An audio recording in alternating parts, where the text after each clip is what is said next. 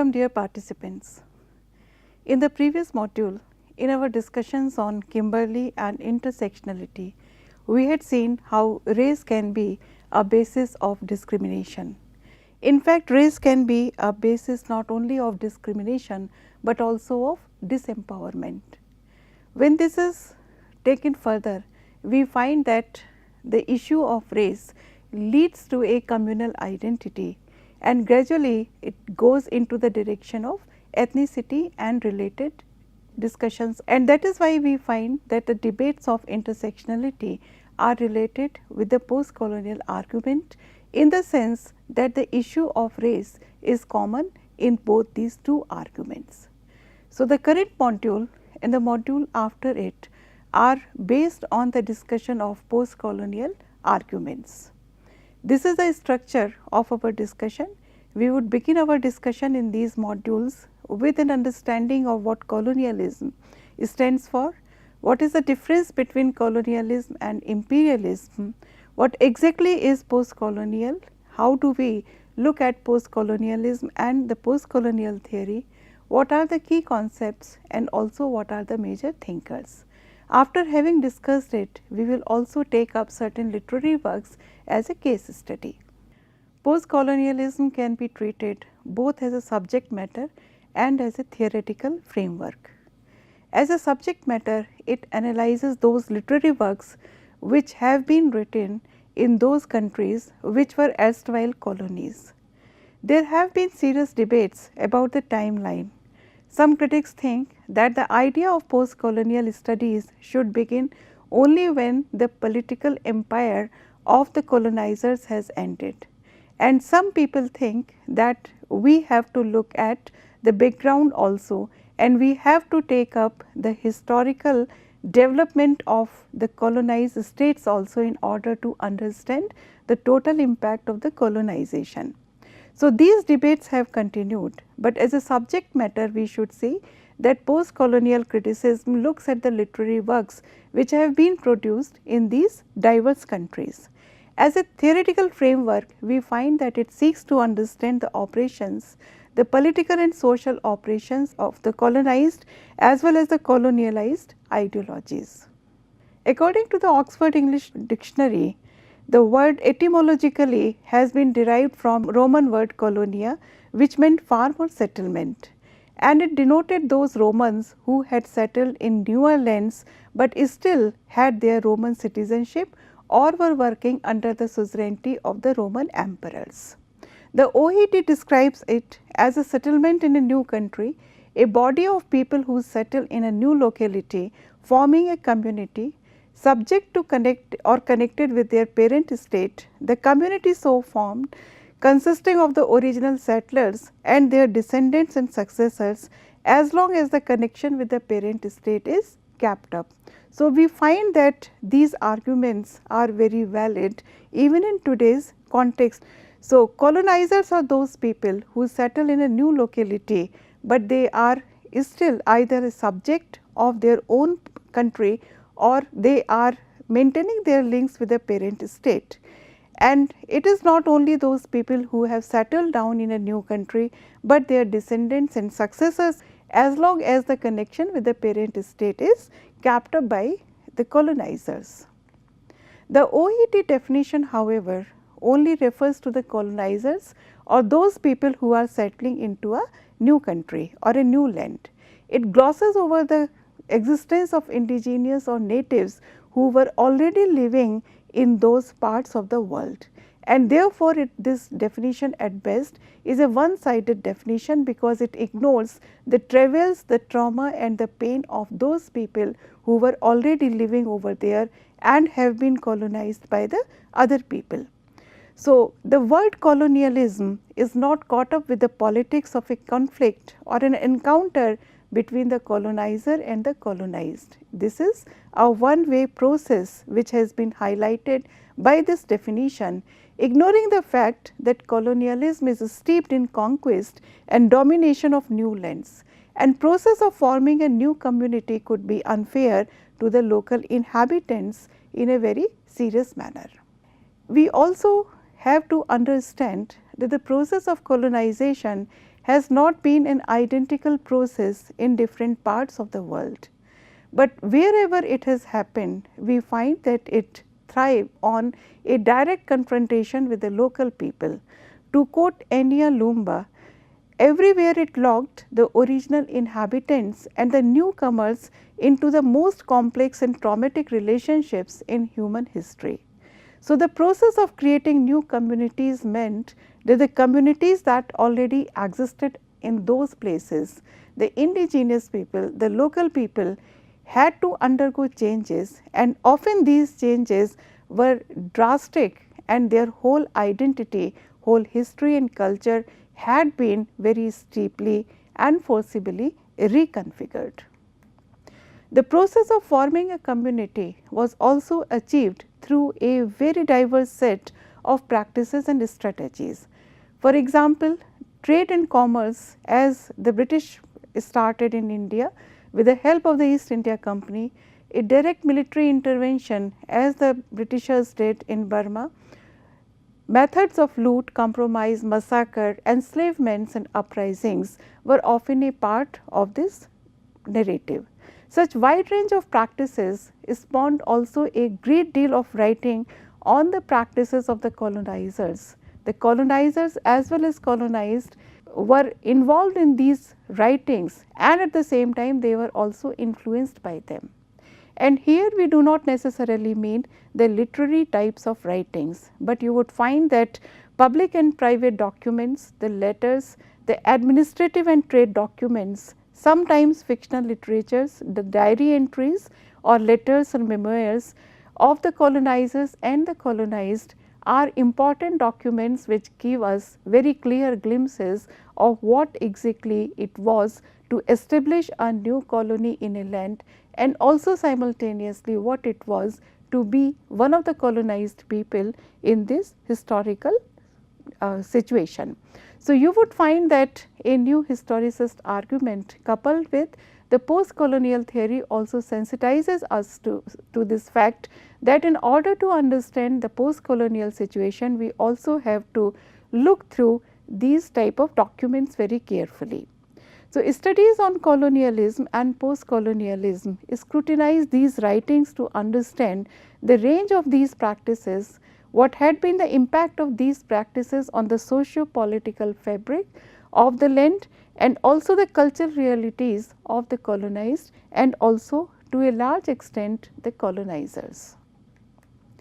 This colonialism can be defined as the conquest and control of other people's lands and goods. So, here we would find that the idea of colonialism has never taken into account the fate or the lives of those people who were colonized. So, this process has been a persistent and extensive part of human history and civilization as long back as we can remember. And historically we would find that colonialism cannot be linked with simply with the conquest and domination of Asia, Africa and Americas by the Europeans from the 16th century onwards. In the human history, we would find that there has been a long history of colonial empires.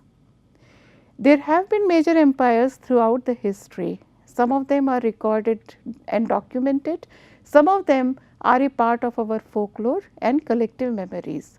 For example, the Aztecs and the Incas, the empires of the Romans, the ancient Chinese empire, the Mongolian conquest of China and the Middle East, and afterwards the Mughal dominion and the Ottoman Empire. However, we would find that modern European colonialism does not necessarily constitute a departure from these earlier quests. It is very much a continuation of that, an expansion of that and a reconfiguration of these earlier practices. However, as we would see, Marxist critics hold a very different opinion about it. In fact, some of the critics also maintain that the history of these conquests, the previous conquest of human history, fueled the imagination of modern colonizers. European travels and colonial enterprise used practices that changed the fabric of the globe in a way that the previously referred to proto-colonial empires could not. And therefore, we would find that Marxist critics make an important distinction between the proto-colonial empires and the European empire which started in the 16th century. Here I am using the word European empire to denote the European colonial practices. Now, according to the Marxist critics, the earlier forms of colonialism were pre-capitalist, whereas the modern European colonialism was concomitant with the development and rise of capitalism. The European colonial adventure was also abetted by the Renaissance spirit of adventure, and the aim was to extract goods, services, resources and wealth from the colonies so that their own land could be enriched. So, you would find that these colonial practices changed and reconfigured not only the economies of the colonized, but the worldwide the economic balance has been shifted as a result of these colonial empires. The process of colonialization has been characterized by a two-directional flow of goods, resources and human resources also between the colonized and the colonial powers. Both the colonized and the colonizers moved in certain ways, the former not only as slaves, but also as indentured laborers, as domestic servants, as travelers, as traders and later on as students. The colonial masters also moved a lot as administrators, as soldiers, as merchants, as settlers, simply as travelers or writers, as missionaries, sometimes as domestic staff in a higher position and as teachers. In the European colonial powers, we would find that the movement of slaves and the movement of indentured laborers constitutes a major history. The movement of the raw materials is only next to it, and the movement of the raw materials from the colonies to the manufacturing units in the country of the colonizers enriched their trade activities. So, the movement of mass scale manufactured products to the colonies also destroyed the indigenous manufacturing sector of the colonies. So, the economic impact of the colonization has been as strong as the political and cultural has been. So, you would find that there has been a very complex relationship with the economy and the people of the colonies during this time. It is futile to say that the profits always accrue to the colonial powers at the expense of the colonies. In our own history, in our own Indian history, we have seen how devastating famines were deliberately constructed during the Second World War. The famous or the infamous Bengal famine was a man-made affair by the British policies. The forced plantation of certain crops, for example, the plantation of indigo in vast tracts of Bihar and Bengal to the detriment of the livelihoods of the local people, which also led to an indigo revolt, are certain examples of the exploitation which the Indian people as well as the people of the other colonies had to face. So, European colonialism used diverse techniques and practices of conquest and domination.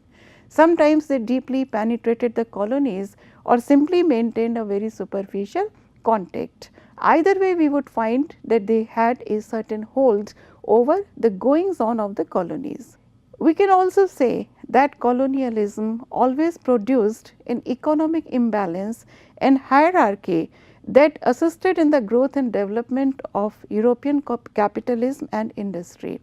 The case of famous Bengal weavers can also be quoted, where the whole cloth industry, the weavers market was destroyed so that the cheaper cloth of the European countries could be sold in India and in other colonized states. So, we would find that the economic exploitation of the colony has been part of our narrative, a legacy which the colonized states have inherited. Sometimes the terms colonialism and imperialism are confused with each other, and the distinction between pre-capitalist and capitalist colonialisms is often made by referring to the latter as imperialism, but this distinction is misleading. Like colonialism, imperialism can also be traced to a pre-capitalist past, and here we can give the examples of Imperial Russia and Spain.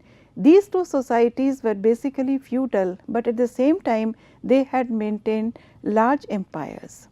Some scholars, particularly Boehmer, argue that imperialism comes before colonialism, and I would quote Lumba again, who notes that imperialism is best understood not by trying to pin it down to a single semantic meaning, but by relating its shifting meanings to historical processes. So, in today's context, perhaps it is more important for us to understand what exactly does it mean. The shifting significance of colonialism can be best understood when we relate it with historical and cultural processes instead of pinning it down to a particular historical timeline. In its early usage, the word imperial means command or superior power. According to the Oxford English Dictionary, the word imperial means pertaining to empire, and imperialism is the rule of an emperor, especially when the emperor happens to be despotic or arbitrary. The principle or spirit of empire, advocacy of what were held to be imperial interests. So, we would find that at the same time the interconnections between imperialism and royalty are highly variable. An empire can also be initiated, established and entrenched with a direct help from the royalty or with a tacit tolerance and not by the royalty. European colonialism and its trajectory were both financially and symbolically associated with royalty, but colonialism was also a result of wider social and class interest. So, we would find that the European colonialism in its early stages was more an enterprise of the business class. The empire directly enters later on, the rulers enter later on, but the empire has been entrenched because of the business class interest. So, even when there was direct royal involvement, the role of traders, feudal lords, money lenders and the larger bourgeois class was quite significant in the expansion of colonial ventures. In the early 20th century, Marxist critics have looked at imperialism in a particular manner, and it is interesting to quote Lenin and Kautsky among others, who have linked imperialism to a specific phase in the development of capitalism. In his treatise, In Imperialism, the Highest Stage of Capitalism, which was published later on in 1947, Vladimir Lenin has argued that in time the rest of the world would come under the influence of European financial capitalists. The global system was referred to as imperialism by Lenin, who said that it constituted the highest stage of capitalism. Lenin has predicted that not only imperialism suggests the highest and the most developed stage of capitalism, but he also maintained that it would also begin the doom of capitalism per se as a power, because the conflict arising between various imperial powers would eventually bring about the demise of capitalism, and the rise of the proletariat would follow automatically. This direct colonial rule, as we have seen throughout the history, has never been a prerequisite for imperialism, as the socio-economic relations of dependency and control ensure both captive labor as well as markets for European industries as well as goods. So, we would find that the other two terms which are being still used to denote the economic exploitation and its continuation in the third world countries are neo-imperialism and neo-colonialism. These two words are used to describe the situations where there are still relations of dependency and control, and particularly we would find that the European industry is still getting the advantage of the third world countries and the goods are being exported to it.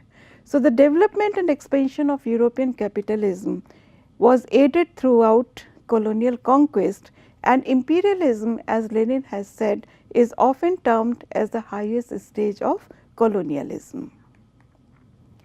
In the modern world, we can distinguish between colonization as the takeover of territory, appropriation of material resources, exploitation of labor and interference with political and cultural structures of another territory of nation, and imperialism as a global system. So, here we would find that Lumba has clearly distinguished between these two systems.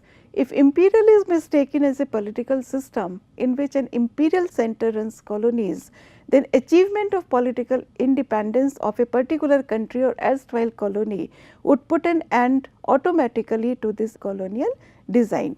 However, imperialism is understood as being primarily an economic and social system of infiltration and control of markets, then political changes are likely to have any major impact.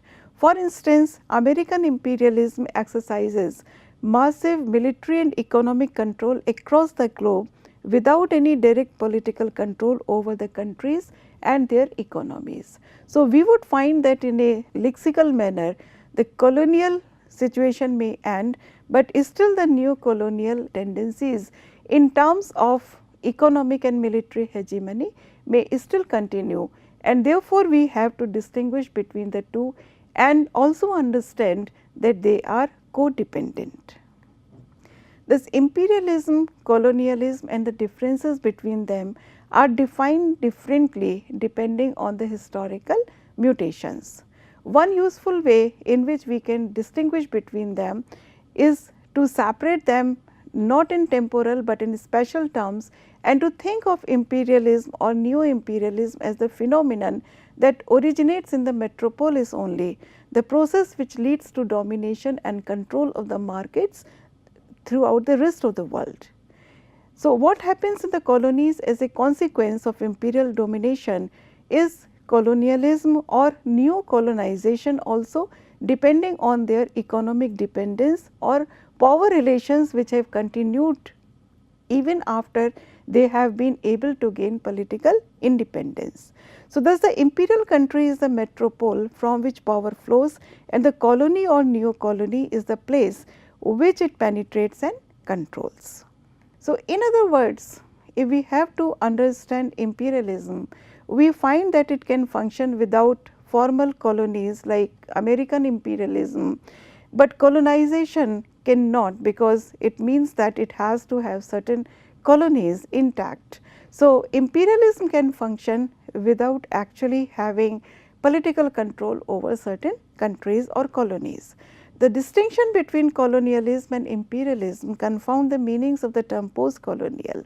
So, we can say that colonialism is now practically over in most of the globe, as most erstwhile colonies have achieved political independence, and particularly in the second half of the 20th century and immediately after the Second World War, as we had seen, the colonies were gaining freedom because of various factors. So, as these former colonized people now live across the globe and the diasporic movement has also been there, it would suggest that the whole world is now a post-colonial world. So, the term post-colonial is the subject of many ongoing debates and is also a term which is widely contested, and it cannot have a very single or a stratified meaning, so to say. The prefix post, particularly in this word, complicates the meaning of the post-colonial, as it suggests an aftermath of something in two different senses, temporal as ideological. Temporal as in coming after and ideological as in supplanting.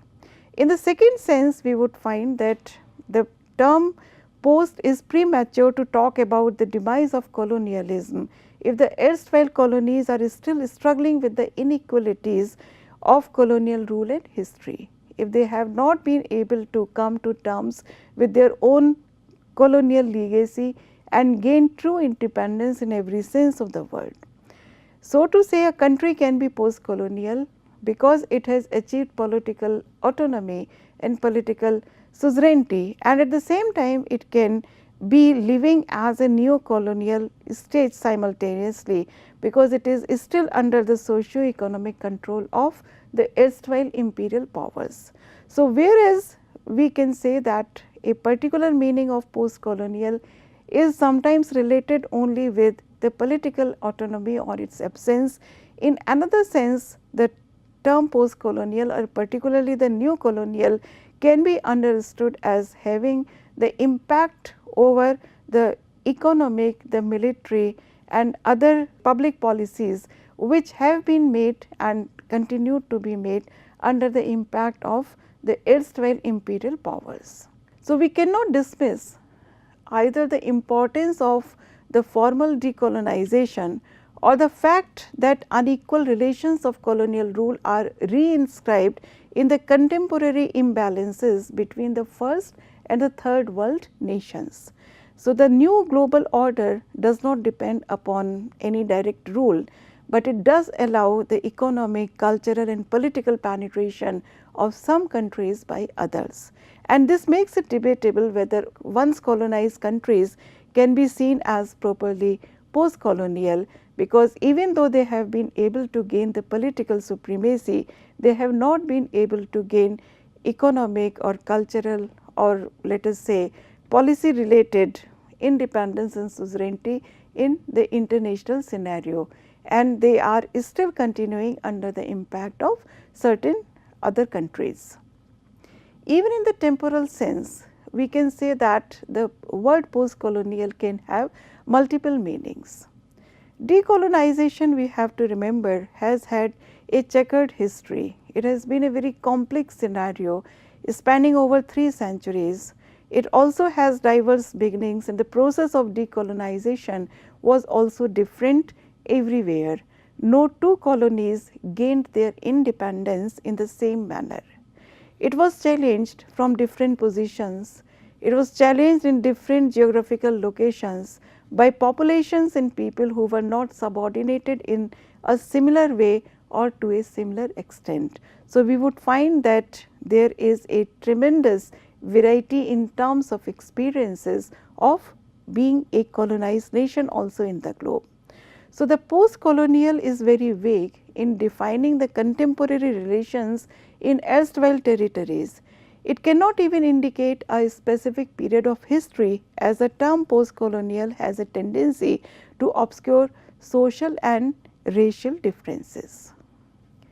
Even when the process of decolonization is over, we find that post-colonial as a term sometimes fails to properly describe the ways in which post-colonialism was not just an external force, but it survived by colluding with other forces. Thus, it fails to account for the ways in which differences and hierarchies along gender, race, class and caste have continued to persist after decolonization, so that we can say that the term post-colonialism cannot be used in an indiscriminate manner. The term and its meanings are always riddled with internal contradictions which are not very easy to understand or to explain. So, we can say that instead of looking at post-colonialism as something that comes immediately after colonialism, we should look at it as a more complex affair. We should look at it in a more flexible manner as contestation of colonial supremacy and the legacies of colonial powers, particularly neo-colonialism and imperialism, as we have already explained it. So, such a position would include the history of anti-colonial struggle with modern day resistance to imperialism as well as to white supremacy. Here I would like to refer to Jorge de Alva's suggestions, who has written in the context of Latin American countries that post-coloniality should signify not so much subjectivity after the colonial experiences as a subjectivity of oppositionality to those discourses and practices which are basically imperializing and colonizing. Alva suggests that the discourses and practices do have a subordinating nature, a subjectivizing influence over the colonized people. He explains this by saying that the notion of history as a single teleological progression should be dismissed in favor of multiplicity and even contradictory narratives. In the context of Latin American countries, again, Alva suggests that we should remove post-coloniality from a dependence or an antecedent colonial condition and tether the term to a post-structuralist stake that makes its appearance. To quote Alva, he says, "That I believe is the way post-coloniality must be understood when applied to United States Latinos or Latin American hybrids. So, DLY has dissociated the term post-coloniality from decolonization, because in his opinion many people living in both erstwhile colonies and once colonizing countries, that is the countries which had been colonies and the countries which had colonized those countries, they are still subject to the oppression which has been put into place by colonialism.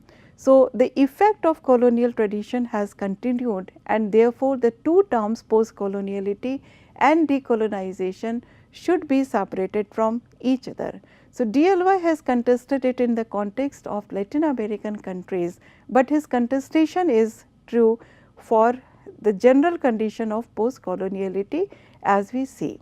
To sum up, we can say that post coloniality is firmly connected to post structuralist theories of history, because it also involves a multiplicity in terms of meaning and in terms of readings of history, as well as multiplicity in terms of the creation of history.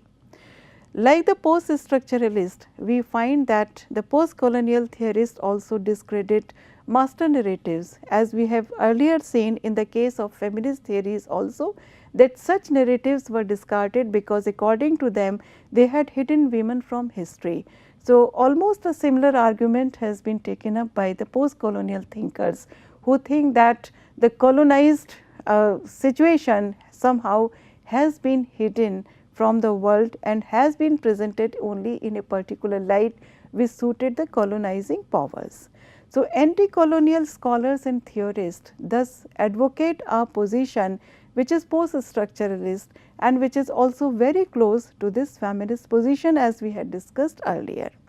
So, the idea has received its most sustained articulation within post-structuralist writing, because it also talks of plurality everywhere, and it also talks about the proliferation of smaller truths challenging the supremacy of the truth as paraded by the colonial powers. When we have to look at post-colonialism and post-colonial theory, I would like to refer to the work of Dennis Walder at this point. Post-colonial is useful, particularly when it raises questions about the large scale historical phenomena, which also involves shifting power relationships between different parts of the world, as well as between people within particular territories. It also continuously requires a double awareness, that of being colonized and that of being aware that a colonized is being viewed in a certain light as the other. And we would find that later on this idea has been built up by Fanon in his books. Now, one has to have a double awareness continuously of the colonial inheritance as it continues to operate within a specific culture, a specific community or a specific country. And at the same time, one should also be aware of the changing relations between these cultures, communities and countries in the modern world. So, we would find that the historical aspect as it happened and its continuation and the relevance or the irrelevance of its legacy in the modern world and the interconnections between the erstwhile colonies is something which we have to be aware of. Particularly when we look at the literary mediation of these social processes and changes, we find that it opens up a wider range of study, because suddenly we would find that an Indian author is placed with and is being compared with a South African writer, not because of the commonalities of their styles or other experiences, but simply because they belong to this vast umbrella term of post-colonial authors. So, you would find that it does involve a lot of questioning which cannot be simplistic in any way. The word post-colonial was used for the first time in a report in a British newspaper in 1959, and it referred to the loss of India as a prime jewel in the crown of the British monarch. It also referred now to the former colonized areas of Asia and Africa as they became gradually self-governing sovereign states, as different yet as related by their past as Pakistan and Sierra Leone. So, the only thing common which these two countries may have is the fact that they have to undergo a colonized experience. Now, at the same time, we would find that the term post-colonial refers to continuing strategic and economic power relations between the former colonizers and the colonized people. It also looks at new global dispositions in political term and in terms of economic cooperation, etc. For example, the group of the Commonwealth countries, and it also looks at the social, cultural, legal and administrative imprints which have been left on the colonized nations by the colonial powers. So, as Walter has said, the term post-colonial has to be understood rather as a marker of historical and cultural change than any other thing. We cannot use this term per se to denote a particular point in history, but rather it has to be treated as a marker of certain fundamental changes in our history. So, we find that post-colonialism and post-colonial theory concerns itself with the study and analysis of history, culture, literature and modes of discourse prevalent during colonial periods. It also scrutinizes the literature, fictional as well as non-fictional, which has been produced by the colonies on the colonized in order to explore the discourses and epistemologies used by the colonizers to control and dominate the colonies. It can also deal with the way in which literature in colonizing countries appropriates the language, images, scenes, traditions and so forth of colonized countries. So, we can say that the policies of racial supremacy have been challenged by the post-colonial critique, and there are certain key concepts with which we have to be familiar in order to understand the post-colonial theory properly, as well as the arguments and contestations of major theorists. So, in our next module, we would continue with our discussion of the key concepts of post-colonial theory. Thank you.